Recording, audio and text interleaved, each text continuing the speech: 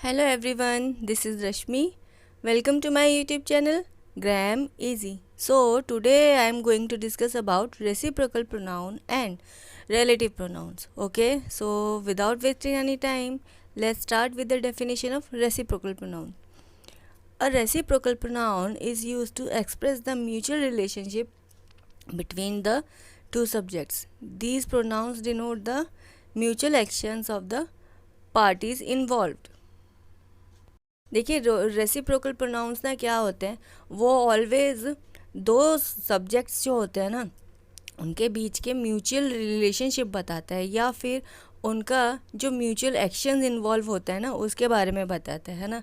अक्सर क्या होता है, हमने सुना होगा कि हम बोलते हैं कि हम दोनों को ये करना चाहिए, ठीक है, या हम दोनों को किसी की मदद करनी चाहिए।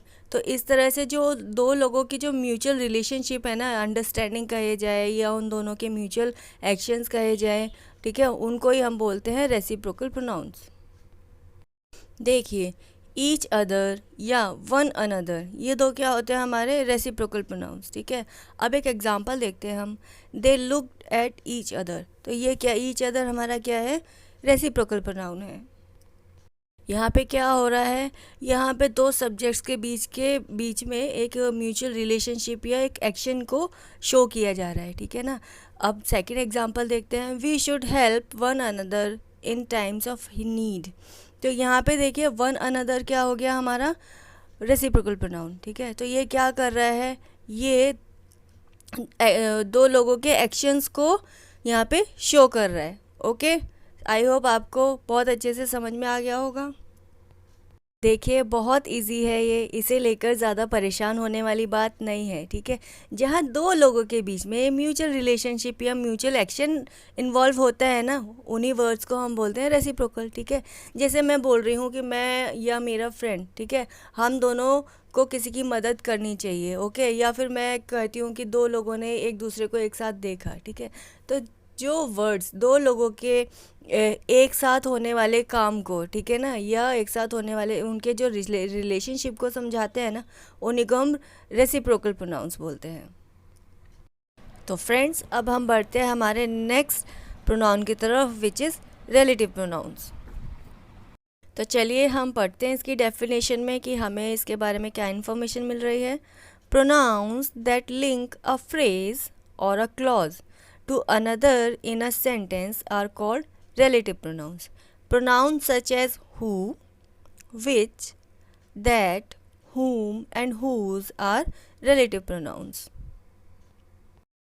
वो प्रोनाउंस जो एक सेंटेंस में एक फ्रेज़ को या क्लॉज को दूसरे फ्रेज़ या क्लॉज से लिंक करता है, मींस जोड़ता है, तो उन्हीं को हम रिलेटिव प्रोनाउंस बोलते हैं, ठीक है। वो वर्ड्स जो किसी सेंटेंस में दो फ्रेजेस को या दो क्लॉसेस को एक दूसरे से जोड़ता है उसको हम रिलेटिव प्रोनाउंस कहते हैं, ठीक है। फ्रेंड्स समझ में आ गया आपको डेफिनेशन। अब देखिए कुछ यहाँ पे प्रोनाउंस दिए हुए हैं, ठीक है, जैसे who, which, that, whom and whose, ये क्या है, ये है हमारे रिलेटिव प्रोनाउंस।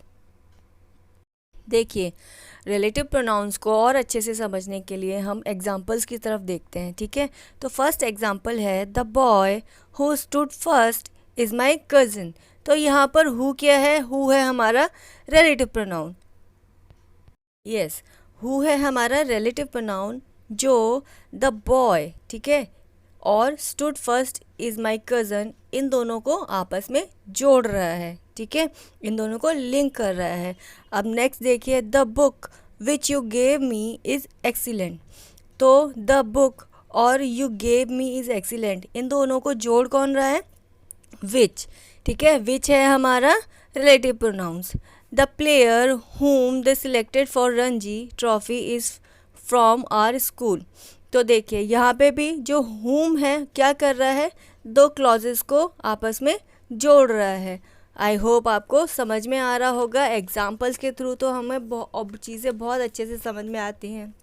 देखिए fourth example, he is the actor whose performance was appreciated by the audience.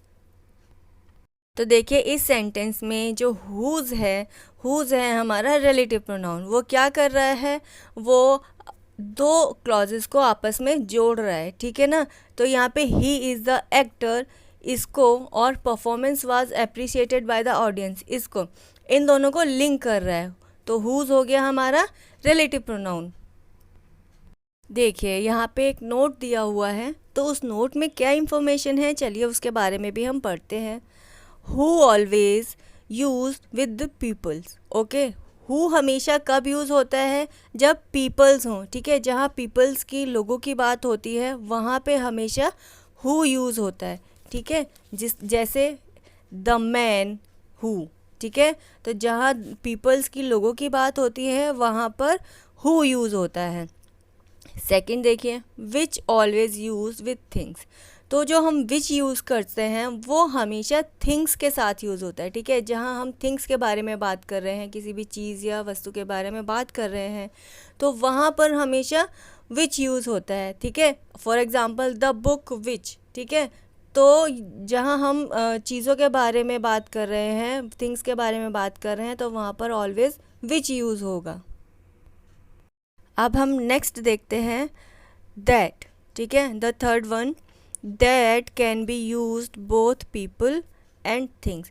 जो दैट होता है ना, वो ऑलवेज पीपल और थिंग्स दोनों के लिए यूज़ होता है, ठीक है। चाहे हम पीपल्स के बारे में बात कर रहे हो, लोगों के बारे में बात कर रहे हो, या हम चीज़ों के बारे में बात कर रहे हो, दैट हमेशा दोनों के साथ यूज़ होता है। ओके, अब हम नेक्स्ट देखते हैं whom. whom is used instead of who as the object of a verb और preposition। whom जो होता है वो हमेशा who के प्लेस पर यूज़ होता है, ठीक है। who की जगह यूज़ होता है, ठीक है। किसी भी ऑब्जेक्ट, किसी भी वर्ब के ऑब्जेक्ट के तरह या प्रीपोजिशन की तरह। ओके, ये भी समझ में आ गया होगा आपको। अब हम चलते हैं fifth, whose has to be followed by a noun. whose जो होता है हमेशा नाउन के साथ फॉलो होता है, ठीक है। नाउन के बाद हमेशा फॉलो होता है whose। So I hope friends कि आप लोगों को दोनों कॉन्सेप्ट समझ में आ गए होंगे, रेसिप्रोकल प्रोनाउन और रिलेटिव प्रोनाउन। रेसिप्रोकल प्रोनाउन होते हैं जो दो लोगों के, दो सब्जेक्ट्स के म्यूचुअल रिलेशनशिप को बताता है या उनके म्यूचुअल एक्शन को शो करता है, ठीक है। और रिलेटिव प्रोनाउन क्या होते हैं, जो एक सेंटेंस में किसी फ्रेज़ या क्लॉज को दूसरे फ्रेज़ या क्लॉज से जॉइंट करते हैं, लिंक करते हैं, उनको जोड़ते हैं, वो होते हैं relative pronouns. okay, so if you liked my video then please subscribe, like and share, and don't forget to press the bell icon. Thanks for watching.